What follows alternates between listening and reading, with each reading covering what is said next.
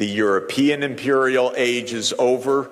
The British imperial age ended in 1945, and the U.S. imperial age is ending right now.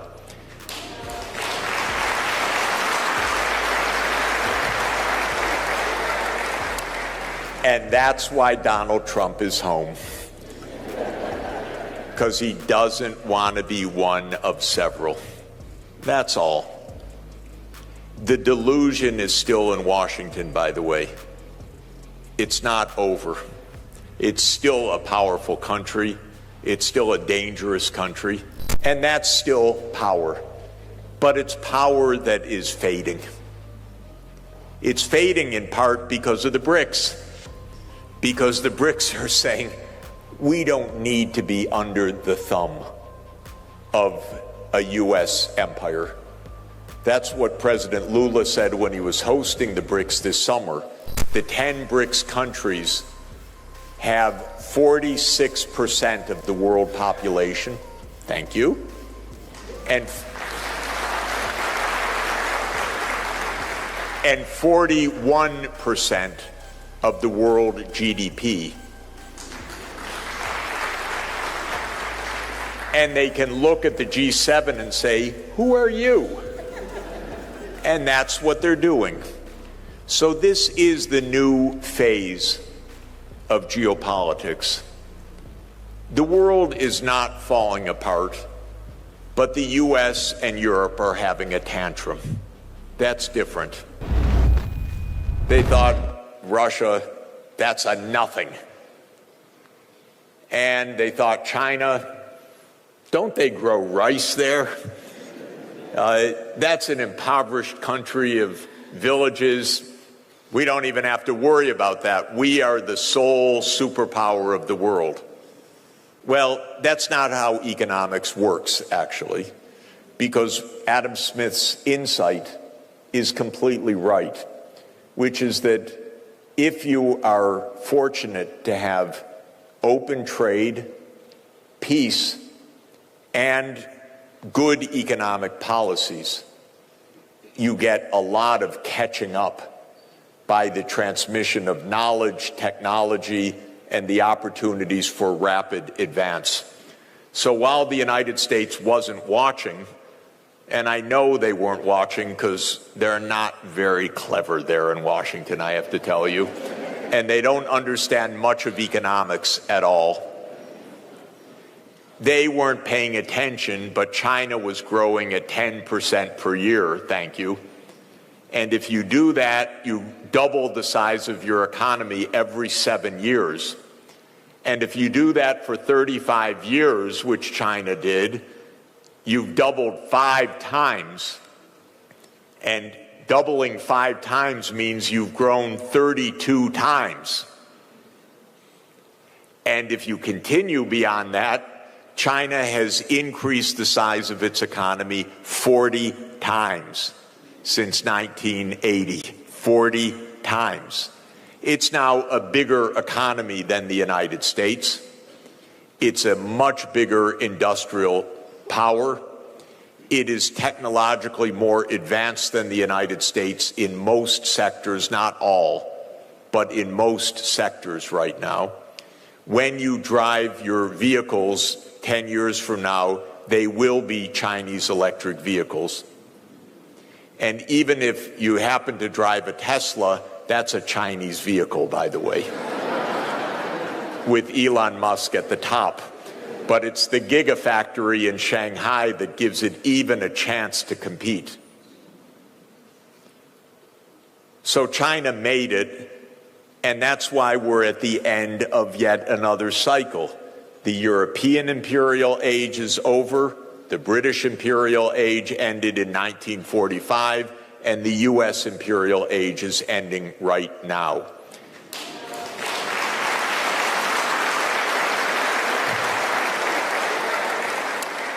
And that's why Donald Trump is home. Because he doesn't want to be one of several. That's all. The delusion is still in Washington, by the way. It's not over. It's still a powerful country. It's still a dangerous country. It's got too big a military.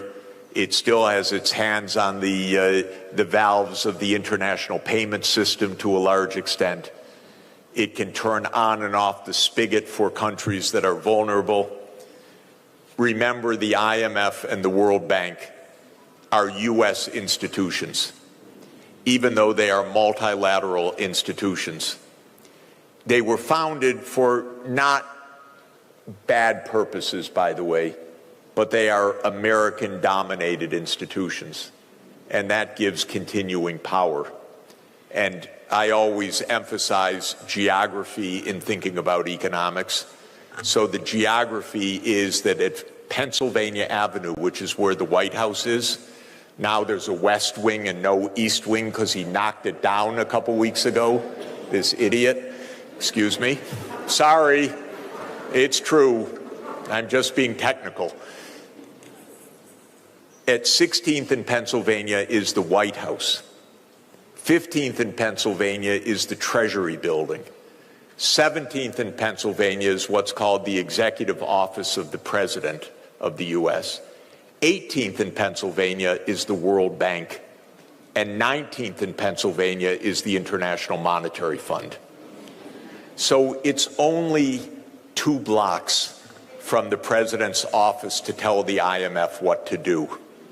You don't even need to text it. It takes 30 seconds to walk across the street to say, veto that country's program. And that's still power. But it's power that is fading. It's fading in part because of the BRICS. Because the BRICS are saying, we don't need to be under the thumb of a U.S. empire. That's what President Lula said when he was hosting the BRICS this summer, and Trump put on a tariff on Brazil because he didn't like a court proceeding against the preceding president who had tried to make a coup.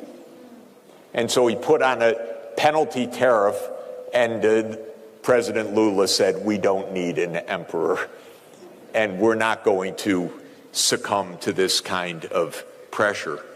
So the BRICS, of which you are an esteemed member, the S in BRICS, remember the 10 BRICS countries, Brazil, Russia, India, China, South Africa, and now Egypt and Ethiopia, United Arab Emirates, Iran, and Indonesia. The 10 BRICS countries have 46% of the world population. Thank you. And 41% of the world GDP. And they can look at the G7 and say, who are you? And that's what they're doing. So this is the new phase of geopolitics. The world is not falling apart, but the U.S. and Europe are having a tantrum. That's different. And the world is not fragmenting. The U.S. is isolating itself. It doesn't even go to the parties anymore. It puts on tariffs. It says, you can't have our market. And the rest of the world says, okay, because your market's not so important for us. And Trump said, okay, we're going to punish you, China, for being so successful, by the way. We're going to put 100% tariff on you. And the next hour, China said, okay, we're putting 120% tariff on you. And then Trump said, okay, we're going to restrict any advanced chips going to you. And China said, okay, no rare earth magnets. And the U.S. within a half an hour said, we surrender.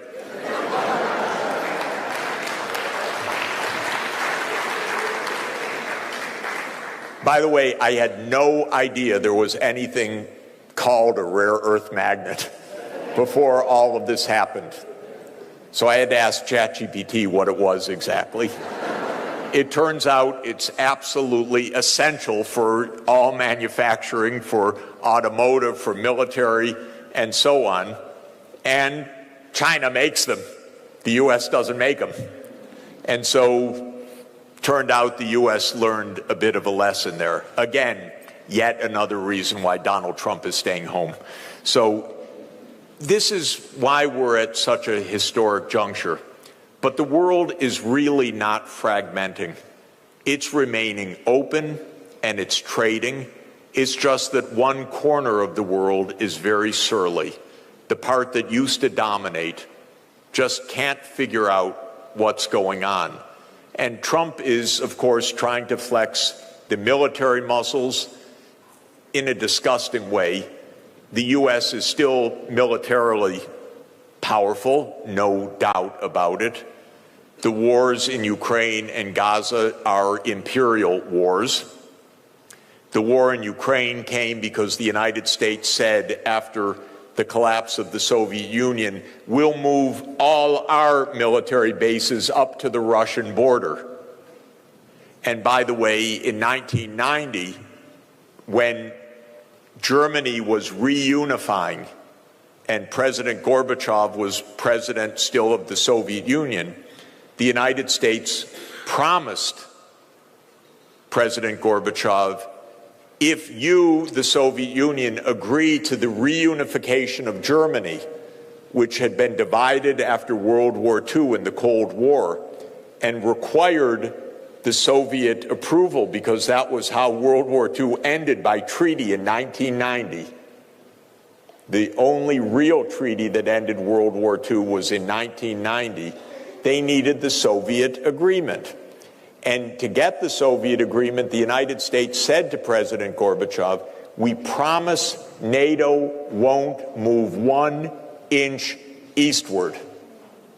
Not 1 inch. And if you want all the documentary record of that, go to a website called National Security Archive of George Washington University, and go to a website that is called What Gorbachev Heard. And you'll find 42 documents or so that say all of what I just said, that the U.S. promised NATO would never enlarge. But as soon as the Soviet Union ended and the United States said, we're all alone in this, then they started exactly what they promised they wouldn't do, which was eastward enlargement of NATO. And that's why there's the war in Ukraine. It's a disgrace. And it is killing the Ukrainians.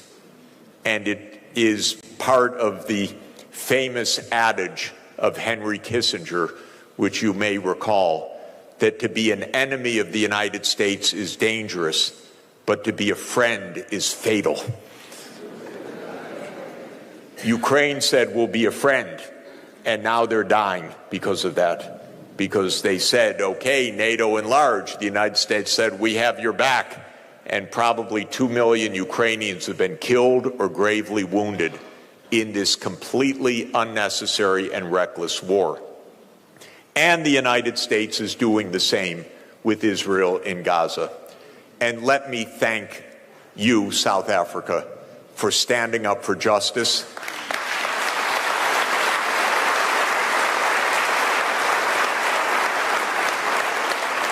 It was very brave, very right, very precise to launch the International Court of Justice case on Israel's violation of the 1948 Genocide Convention. The ICJ takes too long to rule, but the evidence that South Africa brought on behalf of the whole world is absolutely right and compelling.